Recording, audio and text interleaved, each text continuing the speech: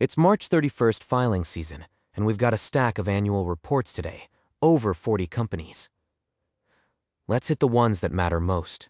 Yeah, 4 stories jumped out as genuinely transformational. A few of these companies won't look anything like they did a year ago. Data section, ticker 3905. This is the wild one. Revenues surged over 1,000%, from 2.9 billion to 33.6 billion yen. They went from 3 straight years of losses to 2.8 billion in net income. Right, but here's the catch. 90.7% of that revenue comes from a single customer, Now Japan. They've also committed to a 210 billion yen data center pipeline across Japan, Thailand, and Australia. That's way beyond their historical scale. So the going concern doubt is gone. But they've essentially bet the entire company on one contract and massive capex. And First Plus Financial Holdings now owns 33%, with warrants that could dilute another 130%. Exactly. They're also proposing to raise the director pay cap from 150 million to 2 billion yen, including restricted stock for audit committee members. That's a governance red flag on auditor independence. Ticker 8105.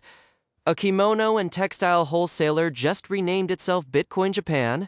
Bhakti Opco Holdings took a 24% stake. RiseApp exited, and they brought in a former Bhakti International president as CEO. They created overseas subsidiaries in the US, UK, and UAE, and are investing in AI infrastructure funds, including Figure AI. Legacy business is still bleeding, but they raised 1.85 billion yen through Macquarie warrants. The D&O insurance now explicitly excludes crypto-related damages. That tells you what the insurer thinks of this pivot. 779. This one's terminal. They're being delisted from the TSE on October 1st. Japan's segment order backlog collapsed 94%, from 1.06 billion to just 63 million yen. 8 consecutive years of operating losses, equity ratio down to 7%, cash at a 113 million. The founder stepped down as CEO in June. They're shifting capex toward the US, but the US subsidiary's insolvency actually worsened to 1.6 billion yen in excess debt. So they're doubling down on a money-losing U.S. operation while the domestic pipeline evaporates. Not much to work with here. 7490. Bain Capital completed a tender offer. MBO announced in May 2026, and delisting is coming. Net income surged 495%, but that's entirely from asset sales.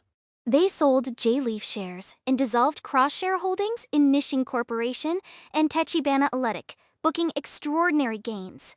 Underneath that, the renewable energy segment swung to an operating loss, partly from a lightning strike halting a solar plant. A lightning strike. You can't make this up. CapEx dropped 70%, dividends cut from 25 to 21 yen. Classic pre-delisting cleanup. Sell everything, dress up the balance sheet. The common thread today: several companies are remaking themselves through radical pivots or asset sales. The execution risk is enormous. Agreed. Watch Data Section's customer concentration and Bitcoin Japan's capital burn. Those are the ones where the next filing could look very different. Thanks for listening.